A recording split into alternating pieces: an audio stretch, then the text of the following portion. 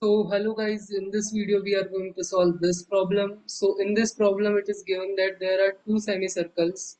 One you can see this and one you can see this. And PQ is equal to QR is equal to RS is equal to 10 centimeter is given. So this PQ is equal to QR and is equal to RS, all are equal to 10 centimeter is given. And AP and BS are tangents.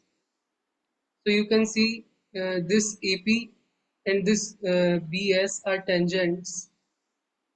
So we have to find the length of AB. So AB is this length. So we have to find what is the value of this length. So let's see how we can solve this. So there is one property of the circle, like if BS is this tangent, so BS square is this SR length multiplied by this PS length. So this is one property.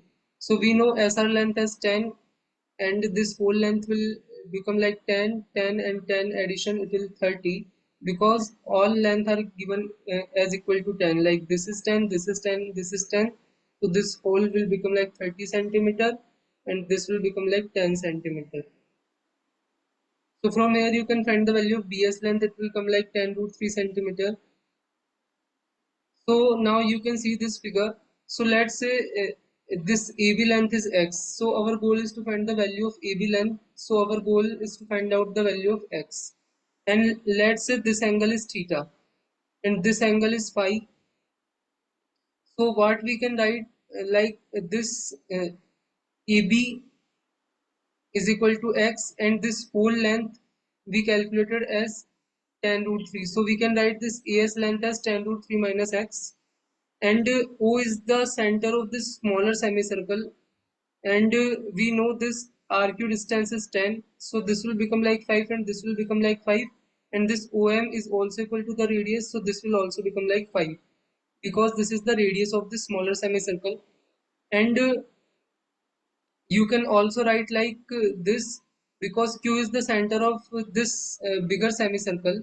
So this distance is 10 and this distance is 10 and this BQ is also equal to the radius. B is the point on this bigger semicircle. So this distance is also equal to 10. So these uh, is equal to the radius of this bigger semicircle. So now we know different lengths. So now let's see what is the sign of the angle APS. If you look at this triangle PMO, so we know from the center if we draw one perpendicular to tangent, so this is that point M and this angle is 90 degree. So this is a right angle triangle PMO and this length we know as 5 and this whole length is 15. So we can write sine of theta as 5 divided by 15 and from here we can calculate the value of theta as sine inverse of 1 by 3.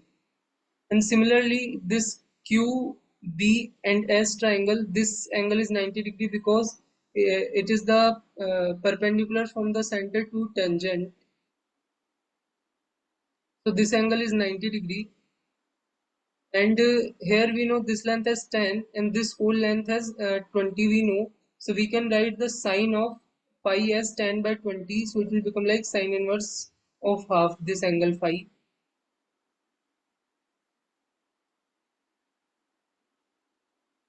So now we also know this angle and this angle because of these two triangles PMO and QBS. We just apply uh, the sine theta is equal to length by hypotenuse and we uh, uh, just like the perpendicular by hypotenuse and we just find these both of these angles.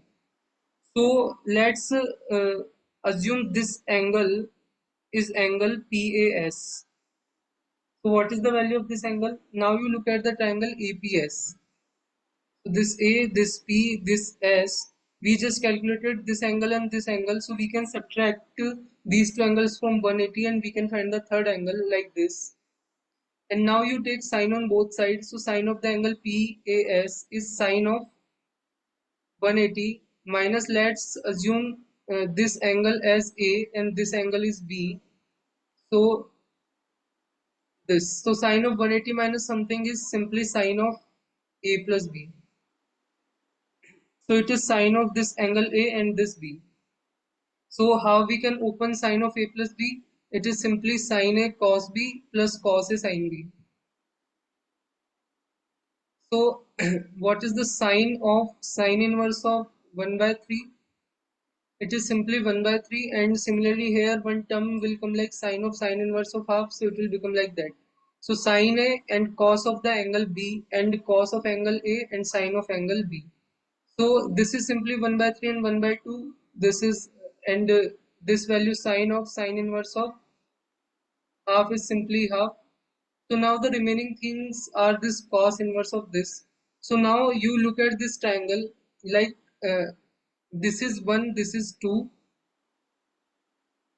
So this is like the perpendicular and this is the hypotenuse. So sine inverse of this will give this angle. So what is the cos then? Cos will become like you can calculate this length as root 3 by the Pythagoras theorem, and this we know as 2, so cos of that angle will become like root 3 by 2.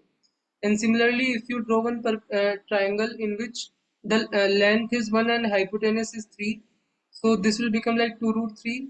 So sine inverse of 1 by 3 will give this angle.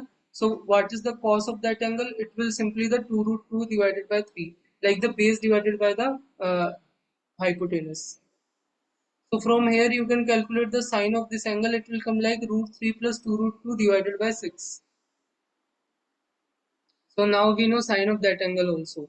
Now you look at the triangle APS. In this triangle we can apply the sine rule.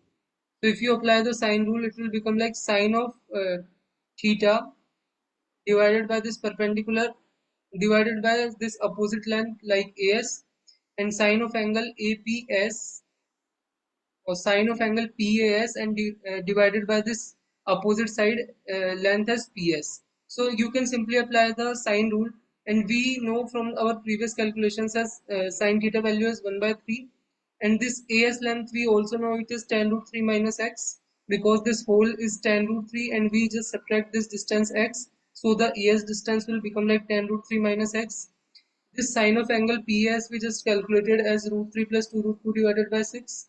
And this PS length you easily see that it is 10 plus 10 plus 10, which is 30.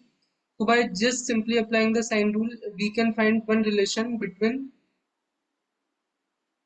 uh, uh, the sine and their opposite sides length. So this is this. So from here you can see that all things we know, we just don't know the value of x. So from here you can solve for x.